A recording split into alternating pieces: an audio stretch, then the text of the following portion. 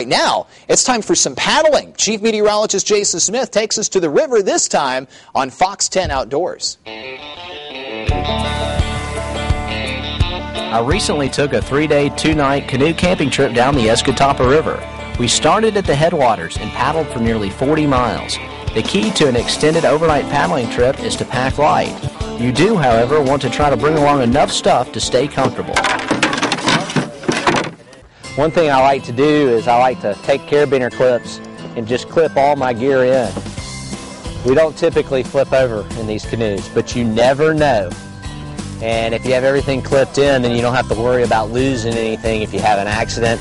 And these dry bags will keep everything dry, so your clothes will be dry and everything for your night's sleep. Your sleeping bag, everything will be in good shape. I like to put the light stuff in the bow and the heavier stuff like your cookware and your food in the middle and the stern of the canoe for better handling. Having the right outfit is also very important. It's a good paddle jacket, nice and comfortable, so if I've got my, I can get a nice paddle stroke in and I don't feel too bulked up, and I can still do some fishing. It's a good idea to stay away from cotton clothing and to layer up with capilene and water-resistant outerwear. You also want to keep your feet dry.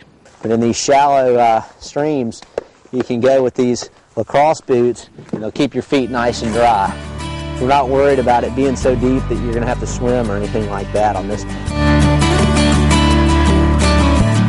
After lots of planning, packing, and driving, it was time to hit the river. We had beautiful weather on day one. The upper stretches were very peaceful. The water was clear, and the woods around the river were very scenic. I hope you've learned some valuable tips on preparing for a river trip. Coming up next week on Fox 10, we'll take you fishing and camping along the middle stretches of the river. For Fox 10 Outdoors, I'm meteorologist Jason Smith.